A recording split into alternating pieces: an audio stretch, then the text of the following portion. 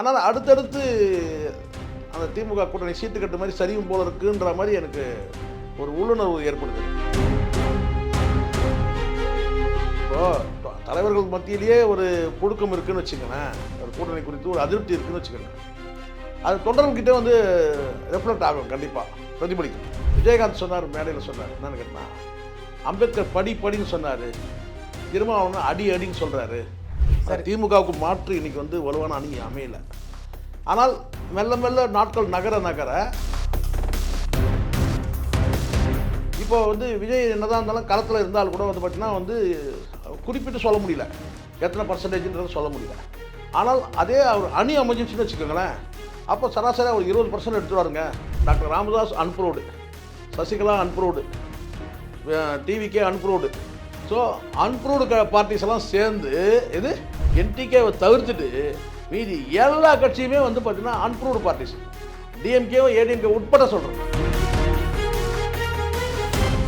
டிவிகேல இன்னைக்கு முக்கியமான முடிவு எடுக்கிறது வந்து தீஷா தான் என்ற அடிப்படையில் தான் பல அப்படிப்பட்ட அந்த தாமரை கனியே வந்து இவங்க அம்மா காலில் விழுந்து ஆசீர்வாதம். எம்ஜிஆரின் முரட்டு பக்தர் வந்து ஜெயலலிதாவின் முரட்டு பக்தராக மாறினார். திரிஷா வந்து சிஎம் ஆகுது. என்ன அப்போ வந்து திண்ணையில் ஒரு வாரம் உட்காந்து லொக்குன்னு இருமின்னு இருப்பார். அந்த காட்சி இது இன்னொருத்த முன்னாடி கனவுல வர அளவுக்கு நீ நடந்துக்கன்னா எப்படிப்பட்ட மனுஷன்லாம் இருக்கிறாங்க போல.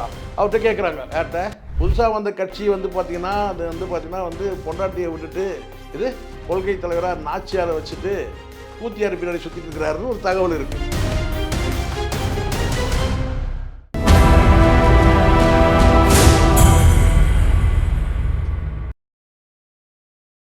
உலகெங்கிலும் வாழும் நியூஸ்மேக் நேயர்களுக்கு வணக்கம். இன்று நம்மோடு இணைந்திருப்பது அரசியல் விமர்சகர் திரு ஷேக்வாரா அவர்கள். வணக்கம் சார். வணக்கம் சார். வணக்கம் சார். பரபரப்பான அரசியல் சூழலில் நேற்று ஒரு விஷயம் நடந்திருக்கு. சசிகலா அவர்கள் வந்து மும்பை போயிருக்காங்க. யாரை சந்திக்கிறதுக்குன்னா விஜய் சந்திக்கிறதுக்கு அப்படின்னு சொல்லிட்டு இருக்காங்க. ஸோ சசிகலா அவர்களை பொறுத்த வரைக்கும் இப்போ தான் ராமதாஸ் அவர்கள் கூட கூட்டணி முடிவு பண்ணாங்க. ஸோ இப்போ திரும்பி விஜய் அவர்களை சந்திக்க மும்பை போயிருக்காங்க. இந்த கூட்டணி அமையுமா? அமைஞ்சா இது ஒரு வெற்றி கூட்டணியாக இருக்குமா? உங்கள் பார்வை என்ன? மும்பை போனாலே அது விஜய் தான் மீட் பண்ணுற போகிறாங்கன்றது எப்படி சொல்ல முடியும்? மும்பை போகிறாங்க. ஒரு வேளை விஜய் மீட் பண்ணலாம். ஏன்னா விஜய் மும்பையில் இருக்கிறதுனால விஜய் மீட் பண்ணாங்கன்னா அது பெரிய விஷயந்தான். ஏன்னா சசிகலாலாம் ஒரு காலத்தில் எப்படி இருந்தவங்க இல்லையா? இன்றைக்கி வந்து அவங்க வந்து விஜய் சந்திக்கிறதுக்கு இங்கேருந்து மும்பையில் போய் விஜய் சந்திக்கிறாங்களா? ஏன் சென்னையில் சந்திக்கக்கூடாதா அப்படின்னு ஒன்று இருக்குல்ல. ஆனால் செய்திகள் அப்படி வருது. ஏன்னா இவங்களும் மும்பை போகிறதுனால அங்கே போயிட்டு உட்காந்து ஒரு பேச்சுவார்த்தை நடத்துகிறாங்களான்றது எனக்கு தெரியல. ஆனால் எனக்கு ஏதோ ஒரு மனசில் தோணுது என்னென்னா, இப்போதைக்கு திமுக கூட்டணி வலுவாக இப்போதைக்கு இருக்குது. ஆனால் அடுத்தடுத்து அந்த திமுக கூட்டணி சீட்டு கட்டு மாதிரி சரியும் போல இருக்குன்ற மாதிரி எனக்கு ஒரு உள்ளுணர்வு ஏற்படுது எனக்கு. ஏன்னா வந்து அப்படி ஒரு பார்வை இருக்குது. வலிமையாக இருக்கிற மாதிரி ஒரு பார்வைக்கு தெரியுது. ஆனால் உள்ளுக்குள்ளே ஒரு புழுக்கத்தில் இருக்கிறாங்க எல்லாருமே. கூட்டணி கட்சிகள் அத்தனையுமே கூட எண்ணிக்கை அதிகமான கட்சிகள் கூட இருக்கிறதுனால கொஞ்சம் வந்து பார்த்தீங்கன்னா உள்ளுக்குள்ளே ஒரு புழுக்கத்தில் இருக்கிறாங்க. அந்த புழுக்கமாக இருந்தாலே அது சிக்கல் தான். அது பிரச்சாரத்தில் எதிரொலிக்கும். இப்போது தலைவர்கள் மத்தியிலேயே ஒரு புழுக்கம் இருக்குதுன்னு வச்சுக்கோங்களேன், ஒரு கூட்டணி குறித்து ஒரு அதிருப்தி இருக்குதுன்னு வச்சுக்கோங்க, அது தொண்டர்கிட்ட வந்து ரெஃப்ளெக்ட் ஆகும், கண்டிப்பாக பிரதிபலிக்கும். அப்போ அது என்ன பண்ணுங்கன்னா பிரச்சாரத்தில் சோர்வு ஏற்படும், பூத்தில் ஒழுங்காக வேலை செய்ய மாட்டாங்க. ஸோ இப்படிலாம் வந்து நடக்கிறதுக்கான வாய்ப்பு இருக்குது. இப்போ வந்து அடுத்த கட்டமாக இதை அப்படி யோசிக்கிற நேரத்தில் இன்னொரு பக்கம் வந்து திடீர்னு 5வது ஒரு அணின்னு உருவாகுது. இது நம்ம எதிர்பார்த்தோமா? நீங்கள் எதிர்பார்த்தீங்களா? ராமதாஸும் வந்து சசிகலாவும் சேர்ந்து ஒரு அணி அமைப்பாங்க, நம்ம இது எதிர்பார்க்கவே இல்லை. இப்போது ஒரு வேளை வந்து சசிகலா வந்து டாக்டர் ராமதாஸ் கிட்ட பேசின தகவல்லாம் எடுத்துகிட்டு போயிட்டு தம்பி விஜய் போய் சந்திக்கலாம்னு சொல்லிட்டு போகிறாங்களா? அங்கே என்னன்னு கேட்டிங்கன்னா, இன்றைக்கி வந்து அன்றைக்கி எப்படி சசிகலா இடத்துல இன்றைக்கி இருக்கிறது யாருன்றது உங்களுக்கு நல்லா தெரியும் இல்லையா? சசிகலா இடம்னு சொல்ல முடியாது, இன்னும் ஒரு படி மேலேயே சொல்லலாம். ஜெயலலிதா இடத்துல இன்றைக்கி வந்து யார் இருக்கிறாங்க? இதில் தாவேக்கலை புரட்சி செல்வி, புதிய புரட்சி செல்வி ஓகே இருக்காங்க இல்லையா? ஸோ அதனால் கூட அவங்கள சந்திச்சாங்க கூட அவங்க ஓகேன்னா விஜய் ஓகே. இப்போ அப்படி தானே இருக்குது. இப்போ ஏறக்குறைய அவங்க ஓகேன்னா விஜய் ஓகே. ஏன்னா இப்போ முழுக்க முழுக்க பொலிட்டிக்கல் அட்வைசர் வந்து பார்த்திங்கன்னா மேடம் தான். இப்போ கட்சியில் மேடம் சொல்ல ஆரம்பிச்சிட்டானுங்க. கட்சியில் மேடம். அடுத்தது புரட்சி செல்வி. இப்போ அவங்கள தான் இப்போ முடிவெடுக்கிற இடத்துல அவங்க இருக்கிறாங்க. அதனால் எவ்வளோ நாளைக்கு இந்த உலகம் பேசும்? 2 நாள் பேசிங்களாடா, 4 நாள் பேசிங்களா வாய் வலிக்க, அப்புறம் பார்த்துக்கலாம் அப்படின்னு கூட ஒரு முடிவில் இருக்கலாம். இல்லை சார், புனிதமான நட்பு அவங்களுக்குள்ள இருக்கிறது. ஃபங்க்ஷன் என்ன போனதா கூட நான் நட்பு புனிதம் போனாங்க பாவம் அப்படின்னாங்க. நான் புனிதம் பாவம்னு சொல்கிறதுக்கு நான் தயாராக இல்லை. எல்லாத்தையும் இந்த சமூகம் பார்க்குது. நான் நம்புறதில்ல, இயற்கை தான் நான் நம்புகிறேன். நீங்களும் வந்து இயற்கை நம்பலாம், இல்லை கடவுள். நீங்கள் உங்களுடைய லாங்குவேஜில் சொன்னால் கடவுள் நீங்கள் நம்புவீங்க இல்லையா? அது இயற்கைக்கு ஒரு உருவத்தை கொடுத்து இதுதான் கடவுள் நீங்கள் நம்புறீங்க. அது எல்லாத்தையும் பார்த்து தான் இருக்குது. நான் முடிவு எடுக்கிறது யாருங்க? இது சரி இது தவறுன்னு சொல்கிறதுக்கு நான் முடிவு எடுக்கிறது ஆள் இல்லை இல்லையா? எனக்கான முடிவை தான் நான் எடுத்துக்க முடியும். என் வாழ்க்கையில் எனக்கான முடிவை நான் எடுத்துப்பேன். என் வாழ்க்கையில் என்ன முடிவோ அந்த முடிவை நான் எடுக்க முடியும். இன்னொருத்தருடைய வாழ்க்கையில் இருக்க முடிவு வந்து அவங்க எடுக்கிறாங்கன்னா அது சரி தவறுன்னு சொல்கிறதுக்கு நான் என்கிட்ட ஸ்கேல் கிடையாது. ஆனால் சமூகத்துக்கு ஒரு பார்வை இருக்குது. அதை தாண்டி இயற்கைன்னு ஒன்று இருக்குது. அது சொல்லிடும் இந்த உறவு சரியா இந்த உறவு தவறான்றதெல்லாம் அது சொல்லிடும் கண்டிப்பாக. அதுதான் சொல்கிறாரு தலைவர் பாணியிலே நம்மளும் பேசுவோம். என்னென்னு கேட்டால் காலம் காத்திருந்து பதில் சொல்லும். இயற்கை காத்திருந்து காவு வாங்கும் அப்படி கூட சொல்ல முடியும் இல்லையா? இயற்கை காத்திருந்து காவு வாங்கும், கடவுள் காத்திருந்து தண்டிப்பார் அப்படி கூட சொல்ல முடியும். எப்படியோ போட்டோம். ஆனால் வந்து இப்போ அரசியல் களம்ன்றது வந்து பார்த்திங்கன்னா இப்போ 5வது அணி வந்து வலுவாகும் போல இருக்குது. இப்போ வந்து திமுக டஃப் கொடுக்க போகிறதே வந்து 5வது அணி தான் போல இருக்குது. இந்த அணி வந்து பார்த்திங்கன்னா கிட்டத்தட்ட மக்கள் நல கூட்டணி மாதிரி ஒரு அணி உருவாகிற மாதிரி எனக்கு தெரியுது. இப்போ கூட வந்து சொல்கிறார் வேல்முருகன் சொல்கிறார்ல, நாங்கள் வந்து விஜயோட கூட்டணி நாங்கள் பேசலை போல வரல இதெல்லாம் சொல்கிறார் சரிங்களா? ஆனாலும் கூட கடந்த காலத்தில் நான் யோசித்து பார்க்குறேன். இதே திருமாவளவன் ஒரு காலத்தில் என்ன சொன்னார் கேட்டிங்கன்னா, திருமாவளவனுக்கும் விஜயகாந்த் அவர்களுக்கும் வார்த்தை போர் நடந்துச்சு. விஜயகாந்த் சொன்னார், மேடையில் சொன்னார் என்னென்னு கேட்டால், அம்பேத்கர் படின்னு சொன்னார், திருமாவளவன் அடின்னு சொல்கிறாரு. திருப்பி அடின்னு சொன்னார் இல்லையா? அடங்குமுறை அத்துமீறு திமிழ் திருப்பி அடின்னு சொன்னார் இல்லையா? அதுக்கு சொன்னார் கேட்டால், அம்பேத்கர் படின்னு சொன்னால் நீ அடின்னு சொல்லி கொடுக்குற அப்படின்னு சொல்லி அப்படி பேசினார். 25 ஆண்டு காலம் நான் வந்து இந்த களத்தில் உழைச்சிருக்கிறேன். நேற்று வந்த நடிகன் வந்து நாடால் ஆசைப்படும் போது நான் ஆசைப்படக்கூடாதா அப்படின்னு சொல்லி அண்ணன் திரும்ப கேட்டார். இப்படி வார்த்தை பொருளாக நடந்தது. ஆனாலும் கூட அதே விஜயகாந்தை முதல்வர் வேட்பாளராக நிறுத்தி மக்கள் நல கூட்டணின்னு ஒரு கூட்டணி உருவாச்சு. அதை நம்ம பார்த்தோம். அதுக்கு மூளையாக செயல்பட்டவரே அண்ணன் திருமா தான். ஒருவேளை இப்போ இந்த மக்கள் நல கூட்டணிக்கு வந்து டாக்டர் ராமதாஸ் கூட அறிவுறுத்தி இருக்கலாம், மீண்டும் ஒரு மக்கள் நல கூட்டணி உருவாகிறதுக்கு அதுக்கான வேலைகளை நீங்கள் செய்யுங்க.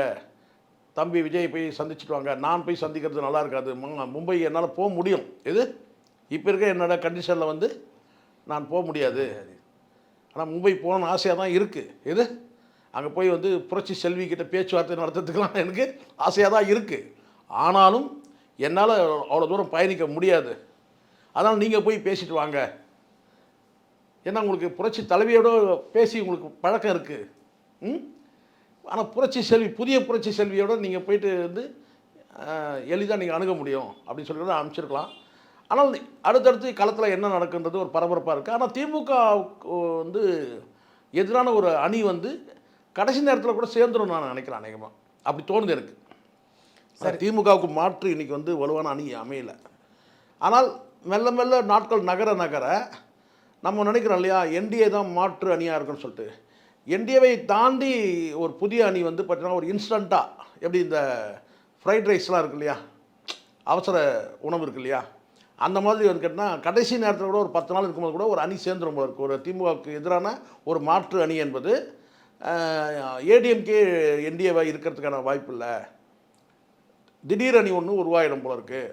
அப்படி தான் நினைக்கிறேன். எப்படி விஜயகாந்துக்கு எப்படி மக்கள் நல கூட்டணி ஒன்று உருவாச்சோ அந்த மாதிரி ஒரு வந்து அணி உருவாகி அது யாருக்கு சாதகம் பாதகன்றது தெரியல. விஜயகாந்த் அணி மாதிரியே ரிசல்ட்டும் வந்துருச்சுன்னு என்ன சொல்ல முடியும்? அப்படின்னு அதுதான் நான் சொல்கிறேனே. இப்போது அணி இல்லை. இப்போ டிஎம்கேக்கு வந்து மாற்று அணி இது இப்போதைக்கு என்டிஏ தான். இப்போ வந்து விஜய் என்னதான் இருந்தாலும் களத்தில் இருந்தாலும் கூட வந்து பார்த்திங்கன்னா வந்து குறிப்பிட்டு சொல்ல முடியல, எத்தனை பர்சன்டேஜ்ன்றதை சொல்ல முடியல. ஆனால் அதே அவர் அணி அமைஞ்சிச்சுன்னு வச்சுக்கோங்களேன், அப்போ சராசரியாக ஒரு 20% எடுத்துருவாருங்க டிவிகே அணி அப்படின்றது சொல்ல முடியும். அப்போ அந்த அணியில் யார் இருக்கிறாங்க? டாக்டர் ராமதாஸ், சசிகலா, இந்த மாதிரி ஒரு பெரிய தலைவர்கள் எல்லாம் இருக்கிறாங்க. இன்னும் கூட உதிரி கட்சிகள்லாம் கூட வந்துடும். அப்போது ஒரு அணி உருவாயிடுச்சு சொன்னால், எப்படி வந்து மக்கள் நல கூட்டணி வந்து ஜெயலலிதா அவர்களுக்கு மீண்டும் ஆட்சி அமையறதுக்கு ஒரு வாய்ப்பாக இருந்ததோ அந்த மாதிரி அமையறதுக்கும் வாய்ப்பு இருக்குது. எது ஏன்னா அன்ப்ரூவ்டு பார்ட்டிஸ் எது டாக்டர் ராமதாஸ் அன்ப்ரூவ்டு, ப்ரூவ்டுன்னு சொல்லுவோம் நீங்கள், பிஎம்கே ப்ரூவ்டு இது கடந்த காலத்தில் அது கூட. இவங்க அன்ப்ரூவ்டு, இவங்க வந்து அன்ப்ரூவ்டு. எனக்கு தெரிஞ்சு பிஎம்கே கூட தனித்து நின்று வந்து பார்த்தீங்கன்னா வந்து இன்றைக்கி உள்ள வாக்கு சதவீதம் 30 வருஷத்துக்கு முன்னாடி எடுத்தது அதையே சொல்ல முடியாது. பட் இன்றைக்கி என்ன கண்டிஷன் சொல்ல முடியாது. அதில் 2 வேறு இருக்குது. அப்போது doctor Ramadoss unproved, Sasikala unproved, TVK unproved. So unproved parties எல்லாம் சேர்ந்து இது அன்ப்ரூவ்டு பார்ட்டிலாம் சேர்ந்து ஒரு அணி அமைச்சாங்கன்னா அது எவ்வளோ தூரம் வெற்றி அடையும்னு சொல்ல முடியாது. ஆனாலும் வந்து பார்த்தீங்கன்னா ஒரு மக்கள் நல கூட்டணி மாதிரி உருவாயிருக்கு வாய்ப்பு இருக்குது. அந்த மக்கள் நல கூட்டணி யாருக்கு சாதகமாக இருக்கும்? கடந்த காலத்தில் அதிமுக வந்து சாதகமாக இருந்தது, ஆளுங்கட்சிக்கு சாதகமாக இருந்துச்சு. ஒருவேளை அந்த மாதிரி அமைஞ்சிருமான்ற ஒரு சந்தேகமாக இருக்குது. ஏன்னா ஒரு மக்கள் நல கூட்டணின்றது ஒரு கணிசமான வாக்குகளை வந்து அதிமுக பக்கம் இருந்து பிடிங்கிட்டாங்கன்னு வச்சுங்க, அதிமுக தரப்புலேருந்து பிடிங்கிட்டாங்கன்னு வச்சிங்களேன், என்டிஏ தரப்புலேருந்து பிடிங்கிட்டாங்கன்னா இவங்க எளிதாக வந்துடுவாங்க. யார்? டிஎம்கே. அதனால் ஒரு களம் வந்து ஒரு குழப்பமான களமாக இருக்குது. காரணம் குழப்பம் எதனால் ஏற்படுது அப்படின்றத துல்லியமாக இந்த இடத்துல சொல்லணும். எதனால் குழப்பம் ஏற்படுதுன்னா, இங்கே எல்லாமே ப்ரூவ்டு பார்ட்டிஸ், வித்தவுட் என்டிகேவை தவிர்த்துட்டு மீதி எல்லா கட்சியுமே வந்து பார்த்திங்கன்னா அன்ப்ரூவ்டு பார்ட்டிஸ். டிஎம்கேவும் ஏடிஎம்கே உட்பட சொல்கிறேன் நான். ஏன்னா இவங்க தனித்து களம் காணவே இல்லை. தமிழ்நாடு அரசு அந்த அரசியல் வரலாற்றிலே வந்து தனித்து நின்று யாரும் வந்து போட்டியிடவே இல்லை. அப்போ பெரிய கட்சி சின்ன கட்சின்றது வந்து பார்த்திங்கன்னா அந்த மக்களுடைய எண்ணிக்கை, பொதுக்கூட்டங்கள் அடிப்படையில் இருக்க எண்ணிக்கை, தமிழ்நாடு முழுவதும் நடத்தக்கூடிய வந்து ஒரு பேரணி, ஊர்வலம், பொதுக்கூட்டம், மாநாடு, இதை வச்சு தான் வந்து இங்கே பெரிய கட்சி சிறிய கட்சின்னு சொல்லி நம்ம பார்க்க முடியாத தவிர, இன்றைய தேதியில் வந்து திமுக ஆகட்டும், அதிமுக ஆகட்டும், விசிக ஆகட்டும், பாமக ஆகட்டும், மற்ற எல்லா கட்சியும் என்டிகேவை தவிர்த்துட்டு மற்ற எல்லா கட்சியுமே வந்து பார்த்தீங்கன்னா அன்ப்ரூவ்டு. இது 70 ஆண்டு கால அரசியலில் இது அன்ப்ரூவ்டு பார்ட்டிஸு. இப்போ திடீர்னு இந்த தேர்தலில் மட்டும் பார்த்தீங்கன்னா கிட்டத்தட்ட ஒரு 3-4 கட்சி வந்து பார்த்தீங்கன்னா அன்ப்ரூவ்டு பார்ட்டிஸ் வந்துடுச்சு. ராமதாஸ் அவர் ஐயா பாமகவா, அவர் வந்து இன்னும் பேர் வைக்கலன்னு நினைக்கிறேன். அவர் ஒரு பக்கம் அன்ப்ரூவ்டு பார்ட்டி. இந்த பக்கம் சசிகலா வந்து அதிமுக விவேக தான் கூப்பிடணும். நம்ம இது விவேக தான் ஒரு படத்தை சொல்லப்பாரு, அமமுக அதிக திக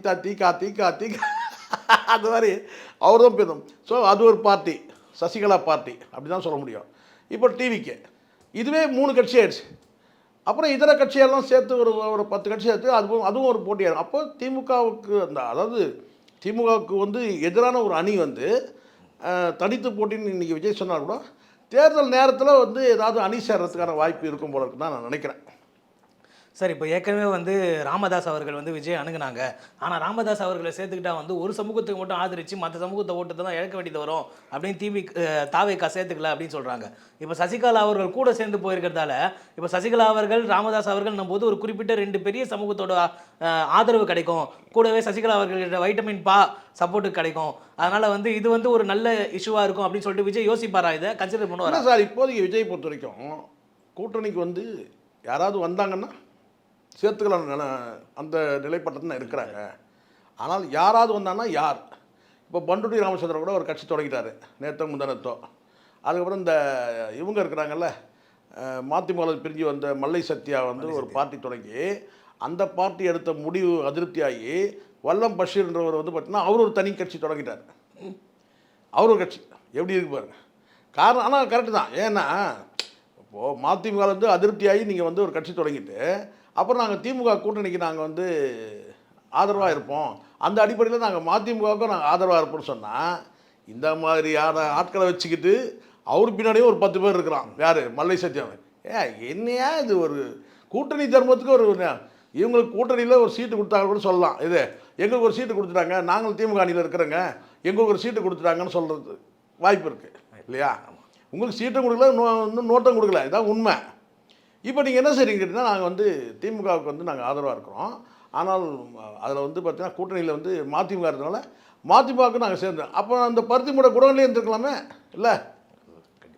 எதுக்கு அங்கேருந்து புதுசாக ஒரு கட்சி இப்போ அதுலேருந்து வல்லம் பஷீர்ன்றவர் வேறு வந்து தனியாக ஒரு கட்சி தொடங்கி அவர் ஒரு பக்கம் வந்து தனி கட்சி தொடங்கி இப்போ அது மாதிரி நிறைய அன்ப்ரூவ்டு பார்ட்டிஸ் வந்து நிறைய இருக்குது. அதனால் வந்து சேர்த்துக்கிறதுக்கான வாய்ப்பு இருக்குது. அது இல்லாமல் லெட்டர் பேட் கட்சிகள்லாம் இருந்தால் கூட பட் இவங்க லெட்டர் பேட் கட்சின்னு சொல்ல முடியாது. ஏன்னா கணிசமாக வந்து இவங்களுக்கு ஒரு செல்வாக்கு இருக்குது, சமூக செல்வாக்கு இருக்குது. டாக்டர் ராமதாஸுக்கு வந்து வன்னியர்கள் மத்தியில் ஒரு பெரிய செல்வாக்கு இருக்குது. சசிகலா அவர்களுக்கும் பெரிய செல்வாக்கு இருக்குது. இது மாதிரி சமுதாய அடிப்படையில் வந்து சாதி அடிப்படையில் அங்கங்கே இருக்கிற கட்சிகளை சேர்த்து போட்டு கூட ஒரு காட்டலாம், ஸ்ட்ரென்த்தை காட்டலாம். நாங்களும் ஒரு அணி சேர்ந்துட்டோம் அப்படின்னு சொல்கிறதுக்கான வாய்ப்பு இருக்குது. இப்போ இவர் சரத்குமார் கூட வெளியே வந்துடுவார் போல இருக்குது. அநேகமாக வந்து பிஜேபியில் இருந்து இப்போ சரத்குமார் சமத்துவ மக்கள் கட்சியை கூட சேர்த்துக்கலாம், வாய்ப்பு இருக்குது. அது மொத்தம் வந்து இறுதி நேரத்தில் வந்து ஒரு அணி அமையறதுக்கான வாய்ப்பு இருக்குது. ஏன்னா அங்கேயும் 100 பேருக்கு மேலே கேண்டிடேட் கிடையாது, ஸ்ட்ராங் கேண்டிடேட். எங்கே 56 60 அவ்வளோதான் இருக்கிறாங்க, சரிங்களா? ஒரு 100 பேருக்கு மேலே அங்கே யாரும் வந்து அங்கே ஆளும் கிடையாது. அப்போ இது போன்ற கட்சிகளை சேர்த்து ஒரு மக்கள் நல கூட்டணி வந்து புதிய மக்கள் நல கூட்டணி உருவாகிறதுக்கான வாய்ப்பு இருக்குது. இது வந்து கடைசி முடிவு யார்கிட்ட இருக்குன்னா, இப்போ போயிருக்காங்க, சசிகலா போயிருக்கிறாங்க. ஆனாலும் புரட்சி செல்வி கையில் தான் முடிவு இருக்குது. புரட்சி செல்வி யாருன்னு உங்களுக்கு தெரியும். நீங்களே நம்ம ஆடியன்ஸ் கேட்குற மாதிரி ஏதாவது சொன்னீங்க. அது திரிஷா தான். இவ்வளோ அவர் தான் சொல்லியிருந்தீங்களா? டிவிகேல இன்னைக்கு முக்கியமான முடிவு எடுக்கிறது வந்து திரிஷா தான் என்ற அடிப்படையில் தான் பலதரப்பட்ட தகவல் இருக்கு. புஷியானந்த் பல வருஷமா கட்சிக்காக உழைச்சிருக்காரு. மாவட்ட நிர்வாகமா இன்னும் அந்த காட்சியெல்லாம் மறந்துட்டீங்களா நீங்க? ஜெயலலிதா கிட்ட போயிட்டு தாமரைக்கனி காலில் விழுவார். யாரு? தாமரைக்கனி ஒருத்தர் தெரியுமா அவருக்கு? தெரியாது. அதான் தாமரைக்கனின்றவர் வந்து ஸ்ரீவில்லிபுத்தூரில் ஒரு என்ன சொல்லிக்கிட்டா ஒரு பெரிய ஸ்ட்ராங் லீடர் தாமரைக்கனி. அதெல்லாம் வந்து இப்போ KKSSR ராமச்சந்திரன் இருக்கார்ல, அவருக்கு வந்து பார்த்தீங்கன்னா வந்து ஒரு போட்டியான அதே கட்சியில் ஒரு போட்டி நபர்னு சொல்ல முடியும். ஆனால் எம்எல்ஏ வந்தவர் ஸ்ட்ராங்கான, அதாவது கட்டினா ரொம்ப ஸ்ட்ராங் பர்சன். எம்ஜிஆர் காலத்துலேருந்து எம்ஜிஆருடைய முரட்டு பக்தர்னு சொல்லுவாங்கல்ல, எம்ஜிஆரின் முரட்டு பக்தர்ன்றதில் வந்து 2 பேரும் வந்துடுவாங்க. KKSSR வந்துடுவார், தாமரைக்கனியும் வந்துடுவாங்க. ஸ்ரீவில்லிபுத்தூரில் அவ்வளோதான். அப்படிப்பட்ட அந்த தாமரைக்கனியே வந்து இவங்க அம்மா காலில் விழுந்து ஆசீர்வாதம் வாங்கினார். எம்ஜிஆரின் முரட்டு பக்தரை வந்து ஜெயலலிதாவின் முரட்டு பக்தராக மாறினார். அந்த மாதிரி இருக்கும்போது என்ன சொல்லுவாங்க, பிஸ்கோ தின்னுவாங்க இல்லையா, யார்? நம்ம புஷியானந்த் போய் வந்து பார்த்தீங்கன்னா வந்து அம்மா காலில் இன்னும் கால் மேலே கால் போட்டு உட்காந்துருந்தாங்கன்னு வச்சுக்கோங்க. திரிஷா என்ன விழுமாட்டே யார் சொன்னா? அம்மா விழுந்துறம்மா. உண்மை தானே சார்? கொடி பணம் காட்சி வர மாதிரி நான் நடக்குது சார், அதுதான் நடக்க போகுது அப்படின்னு காலில் அது நடக்குது. இப்போ நீங்கள் என்ன ட்ரோல் ஆகிட்டு பார்த்து தானே இருக்கீங்க, அதே கதை தான் நடக்க போகுது. உண்மை இன்னைக்கு என்னன்னு கேட்டிங்கன்னா, இன்றைக்கி வந்து மேடம்ன்ற அந்த நேம் இன்றைக்கி உண்மை சார். இது நான் சொல்கிறதுலாம் ஏதோ விளையாட்டு சொல்கிறேன்னு நினைக்காதீங்க. இன்றைக்கி மேடம்ன்ற அந்த வார்த்தை வந்துடுச்சு. அந்த கட்சியில் இருக்கிறவங்களுக்கு மேடம்னா நீங்கள் என்ன நினச்சிப்பீங்க? சங்கீதம் நினச்சிக்கிறீங்களா? மேடம்ன்றது இன்றைக்கி வந்து திரிஷாவை தான் மேடம்னு சொல்கிறாங்க. அப்போ த்ரிஷா அவர்கள் அந்த வீடியோவில் சொன்ன அந்த இது உண்மை ஆகிடும் போலையே. முதலமைச்சராக வாய்ப்பு இருக்குல்ல சார். இவர் எம்ஜிஆர் சார். எம்ஜிஆர் வந்து சிஎம் ஆனார். சிஎம் ஆகிட்டு அதுக்கப்புறம் வந்து அவங்க அடுத்த கட்டமாக அவங்க ஆனாங்க. அவர் எம்ஜிஆர் காலத்துக்கு பிறகு இது வந்து விஜயை பார்ப்பார். திரிஷா வந்து சிஎம் ஆகிறது என்ன, அப்போ வந்து திண்ணையில் ஒரு ஓரமாக உட்காந்து லொக்குன்னு இருமின்னு இருப்பார். அந்த காட்சி இது நிஜமா. இவங்க காரில் போகும்போது அது ஒரு ஓரமாக வந்து அவுட் ஹவுஸில் வந்து அப்படி கொம்பு ஊனினே வந்து லொக்குன்னு இரும்பின்னு அப்படியே பார்ப்பார். இது உண்மைதான். நீங்கள் ரத்த கண்ணீர் படம் பார்க்கல? நீங்கள் ரத்த கண்ணீர் படம் பாருங்கள். காந்தான்னு பின்னாடியே ஓடுவார். அவங்க வந்து நான் கேட்டால் வந்து பிஸியாக போயிட்டே இருப்பாங்க, தண்ணி இல்லையா அப்படின்னு சொல்லிட்டு. அந்த மாதிரி ஒரு நிலைமை வரதுக்கான வாய்ப்பு இருக்குது. ஆனால் எப்படி இருந்தாலும் வந்து புரட்சி, அதாவது மேடம்ன்ற அந்த வார்த்தை வந்துச்சு அந்த கட்சியில் வந்து. மேடம் இன்னைக்கு கட்சியில் மேடம் யாருன்னா அது வந்து திரிஷா தான். அடுத்த கட்டமாக அவங்க வந்து அடுத்த நெக்ஸ்ட் லெவலில் வந்து புரட்சி செல்வின்ற பேரில் அழைக்கப்படுறதுக்கான வாய்ப்பு இருக்குது. சரி, இப்போது எடப்பாடி அவர்களை பார்த்தீங்கன்னா அமித்ஷா அவர்கள் சொல்லியே வந்து சசிகலாவை வந்து நான் கட்சிக்குள்ளே சேர்க்க மாட்டேன் அப்படின்னு ஸ்ட்ராங்காக இருந்தேன். ஸோ இது வந்து சசிகலா அவர்களுக்கு மனசுக்குள்ளே வந்து ஆழமாக பதிஞ்சு எப்படியோ எடப்பாடி அவர்கள் ஜெயிக்கக்கூடாதுன்றதுக்காகவே இப்படி ஒரு ஸ்ட்ராட்டஜி அவங்க கையில் எடுத்திருக்காங்க அப்படின்ற மாதிரி வச்சுக்கலாமா? இது சார் எப்படினாலும் எடப்பாடி ஜெயிக்க முடியாது சார். எடப்பாடிக்கு நீங்கள் இவங்க நினைக்கிறாங்க என்னென்னு கேட்டால் வந்து அதிமுக போய் கூட்டணி வச்சுட்டோம்னா அந்த பழைய கணக்கு இருக்குது, அந்த கணக்கு அப்படின்னா நீங்கள் நாளுக்கு நாள் கணக்குகள் மாறிக்கிட்டே இருக்குது. யாராவது எதிர்பார்த்தீங்களா பாட்டாளி மக்கள் கட்சி 2ஆக உடையன்னு எதிர்பார்த்தீங்களா? அங்கே வந்து பார்த்திங்கன்னா கணிசமான ஆதரவு வந்து பெரியவருக்கு இருக்குது. சரிங்களா? இப்போ திடீர்னு சசிகலா வந்து இப்படி ஒரு கட்சி ஆரம்பித்தாங்கன்னு யாரும் நினைக்கலாம். டிடிவிக்கு வந்து பார்த்திங்கன்னா சசிகலா கட்சி தொடங்கும் போது டிடிவிக்கு எப்படி வந்து அந்த வாக்குகள் பிரச்சாரத்தில் என்ன நிற்கும் யோசிச்சு பாருங்கள். ஸோ இதெல்லாம் மாறிக்கிட்டே இருக்கும், அரசியல் தட்பவெப்பம் மாறிக்கிட்டே இருக்கும். அதனால் வந்து இப்போ நான் சொல்கிறேன், இப்போ வந்து தெளிவான ஒரு சூழலே இல்லை அரசியலில். எல்லாருமே நான் வந்து ஒத்தையா ரெட்டையாக பிடிக்கிறாங்க. நம்ம தான் ஓரளவுக்கு பளிச்சுன்னு பேசிடுறோம், இருக்கிறத பளிச்சுன்னு பேசிடுறோம். சில பேர் வந்து பார்த்திங்கன்னா வந்து ஐயோ நம்ம பேசிட்டோம்னா அது நாளைக்கு தப்பாயிடுச்சுன்னா நம்மளை வந்து இது பண்ணுங்க. அப்போ நம்ம பெரிய வந்து ஒரு பெரிய டேட்டாலாம் பெருசாக கலெக்ட் பண்ணி ரொம்ப இன்ஃபர்மேட்டிவாக நம்ம பதில் சொன்னோம்னா அதான் இங்கே இன்ஃபர்மேட்டிவாலாம் பதில் சொல்கிறதுக்கெல்லாம் இங்கே ஒன்றுமே கிடையாது. யதார்த்த நிலை தான் பேசணும் இன்றைக்கி வந்து. ஏன்னா இன்ஃபர்மேட்டிவாக பதில் சொல்லணும்னா இங்கே ஏற்கனவே ப்ரூவ்டு பார்ட்டிஸாக இருக்கணும். யாருக்கு எவ்வளோ ஓட்டு எங்கே இருக்குது, யாருக்கு யார் ஓட்டு போடுவானே தெரியல, ஒரே குழப்பமாக இருக்குது. இப்போது திமுக அணி வலுவாக இருக்குதா, திமுக ஆட்சியில் வந்து பார்த்திங்கன்னா மக்கள் திருப்தியாக இருக்கிறாங்களா, இல்லை அதிருப்தியில் இருக்கிறாங்களா? அமைச்சர்கள் எம்எல்ஏக்கள் மீதெல்லாம் அதிருப்தி இருக்கிறதா சொல்கிறாங்க, ஆனால் முதலமைச்சர் மீது அதிருப்தி இல்லை. அப்படி பார்க்கப்படுது. இப்போது எப்படி இப்போ வந்து பிஜேபி கட்சியோ பிஜேபி ஆட்சியை பொறுத்தவரைனாலும் மோடி மீது வந்து ஒரு ஒரு என்ன சொல்கிற ஒரு ஆதரவான நிலை இருக்கு இல்லையா, அந்த மாதிரி வந்து அப்படி தான் இருக்குது. இப்போது எம்எல்ஏக்கு மேலே கடுமையாக குற்றம் சாட்டுறாங்க. வரவே தொகுதி பக்கமே வரவே இல்லைங்க. அமைச்சர் மீது அதிருப்தி இருக்குது, ஆனால் சிஎம் வந்து நல்லவருங்க, அப்படி ஒரு பார்வை இருக்குது. ஸோ இதெல்லாம் வந்து ஒரு குழப்பம் தானே இது. அப்போ ஓட்டு போடுவீங்களா, ஓட்டு போட மாட்டீங்களா? எம்எல்ஏ பார்த்து ஓட்டு போடாமல் விட்டுருவீங்களா, அமைச்சரை பார்த்து, இல்லை சிஎம்காக ஓட்டு போடுவீங்களா? அப்படி ஒரு கேள்வி இருக்குது. இங்கே வந்து பார்த்திங்கன்னா அதிமுக வந்து எவ்வளோ தூரம் கரைஞ்சிருக்குன்னே தெரியல. ஆல்ரெடி கரைக்கிற வேலையில் தான் இருக்கிறாரு எடப்பாடி. இப்போது ஒரு அதிருப்தி இருக்காங்களா எல்லாருமே இல்லையா? இப்போ சமீபத்தில் கூட அண்ணன் வந்து அவருடைய ஏக்கத்தை தெரிவித்தார்ல, யார், சிவி சண்முகம் அவருடைய ஏக்கத்தை தெரிவித்தார். கனவுல வெளிப்படையாக இந்த மாதிரி ஆள் வேணும்ல பேசுறதுக்கு, வெளிப்படையாக சொன்னார் பாருங்கள். இது அவர் கனவுல நயன்தாரா வர்றதா எப்படி சொன்னார் பாருங்கள். எவ்வளோ ஒரு கேவலமான விஷயம் இல்லை. இன்னொருத்தன் பொண்டாட்டி நடிகையாக இருந்தால் கூட இன்னொருத்தன் பொண்டாட்டி கனவுல வர அளவுக்கு நீ நடந்துக்கிறனா எப்படிப்பட்ட மனுஷன்லாம் இருக்கிறாங்கன்னு போகிறா. அவர்கிட்ட கேட்குறாங்க, யார்கிட்ட, ஐயா இந்த மாதிரி பேசுனார். அவர் ஏற்கனவே ஒரு மன்னிப்பு கேட்டார், வருத்தம் தெரிவிச்சிட்டாரு. அவரே வருத்தப்பட்டார். எதுக்கு வருத்தப்பட்டார்? நயன்தாரா கேட்டதுக்காக வருத்தப்பட்டாரா, நயன்தாரா கேட்டு கிடைக்கலன்றதுக்காக வருத்தப்பட்டாரா? இருக்கா இல்லையா? நீங்கள் என்ன சொல்லணும்? அது பேசுனது தவறுங்க. அவர் மன்னிப்பு கேட்டார், வருத்தம் கேட்டார், அதனால் அதை நம்ம கடந்து போயிடுவோம். ஆனால் பேசுனது தவறு சொல்லணுமா இல்லையா? அதை சொன்னீங்கன்னா உனக்கு ஆதரவு கிடையாது. எங்கே சிவி சண்முகம் உன்னை கவுத்துருவார். இதே அம்மா வந்தாலும் கட்சியிலே இருக்க முடியாது. எப்படி கட்சியிலே இருக்க முடியாது? அம்மா தான் சொல்லியே இருக்க மாட்டார், கனவை தெரிவிச்சிருக்க மாட்டார், அது வேறு விஷயம். இது கனவு. ஆனால் அம்மா இருந்ததுன்னா இப்போ கட்சியிலே இருக்க முடியாது சிவி சண்முகம். அதானே உண்மை, புரியுங்களா? அப்போ எந்த லட்சத்தில் இருக்கார் தலைவர்? அப்போ இது பொதுமக்கள் மத்தியில் வந்து பார்த்தீங்கன்னா பார்க்குறாங்க. என்ன கேட்டால் முதலமைச்சர் வந்து சேலை கொடுக்குறாரு, இது ரேஷன் கடையில் அந்த சேலை கொடுக்குறாரு, உள்பாவடை யார் தருவாங்கன்னு கேட்குறாரு. எவ்வளோ பெரிய அறிவுபூர்வமான சிந்தனை பாருங்கள். யார்? திண்டுக்கல் சீனிவாசன் புலவர், பெரும் புலவர். இது பெரும் புலவர். எப்படிப்பட்ட வார்த்தை பாருங்கள். நீ சேலை கொடுக்குற, பாவாடை யார் கொடுப்பாங்க? புரியுதுங்களா? அப்போ இதெல்லாம் ஒரு அதிருப்தி தான் சார். அதனால் ஆளுங்கட்சி தான் அதிருப்தி இருக்குங்கிறது, ஆண்ட கட்சி மீதும் அதிருப்தி இருக்குது. புதுசாக வந்த கட்சி வந்து பார்த்திங்கன்னா அது வந்து பார்த்திங்கன்னா வந்து பொண்டாட்டியை விட்டுட்டு இது கொள்கை தலைவராக நாச்சியாரை வச்சுட்டு கூத்தியார் பின்னாடி சுற்றிட்டு இருக்கிறாருன்னு ஒரு தகவல் இருக்கா இல்லையா? கொள்கை தலைவர் நாச்சியாருங்க, ஆனால் இவர் கூட சுற்றுறது கூத்தியாருங்கன்ற மாதிரி தான் போயிட்டுருக்குது. அப்போது இதெல்லாம் வந்து ஒரு குழப்பமான ஒரு சூழல். இந்த இடத்துல வந்து பார்த்திங்கன்னா வந்து சீமான் அவர்கள் வந்து வலுவான வந்து ஒரு தேர்தல் அறிக்கையை வெளியிடுறாரு. அது சாத்தியமே இல்லைன்னு பல பேர் புலம்பிட்டு இருக்கிறான். இது மக்கள் மத்தியில் போயிட்டு அதெல்லாம் சாத்தியம் கிடையாதுங்க சொல்கிறது யார்? சொல்லக்கூடிய நபர்லாம் பார்த்திங்கன்னா தமிழ் தேசியத்தை நேசிக்கக்கூடிய நபர்கள் தான்.